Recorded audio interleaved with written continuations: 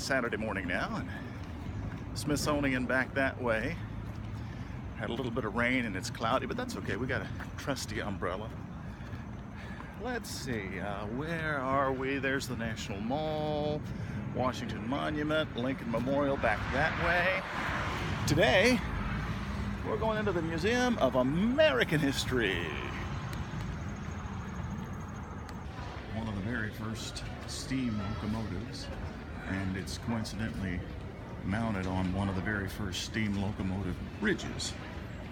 I was a fan of cooking and got into it long before the movie Julie and Julia. But here is Julia Child's kitchen. Very functional, not very pretty. I think those are lids for the sauté pans, which are hanging over here. The sauté pans. You won't let me have a kitchen like this. It looks like a tool shed.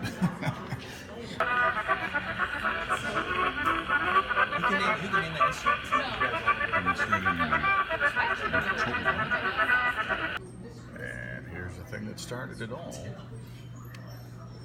Original telephone. As a radio geek, I'm a big fan of old microphones. This is the old RCA that Roosevelt used for his fireside chats. Here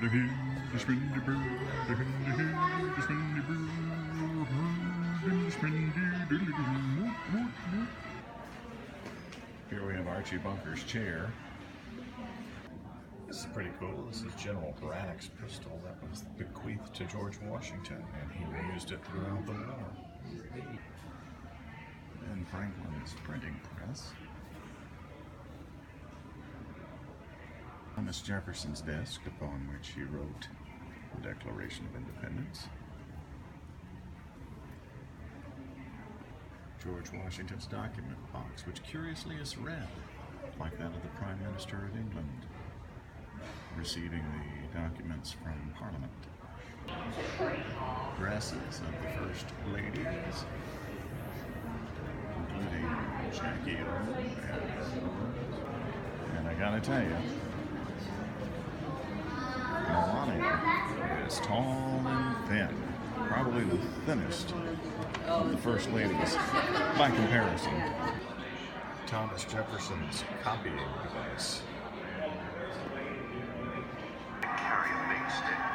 Roosevelt's chaps. Commander-in-Chief, one of the president's most important. Franklin Roosevelt's microphone. This is a desk from the House of Representatives, but the senatorial desks look very similar to these that we got to see in a personal tour. Presidential decree: every parking space shall have angled parking spaces. We're through with the segregated straight parking spaces. We shall have from now on angled parking spaces. And I say, angled parking spaces now, angled parking spaces forever. And I still didn't get to see everything in there that I probably could have. You could spend probably 2 days in there, so. And actually, I've grown a little weary of interesting things. I think I'm ready to go back to a life that's kind of dull and boring, but my advice, take the metro, carefully budget your time, plan more time than you think, and enjoy what you got here in Washington, D.C.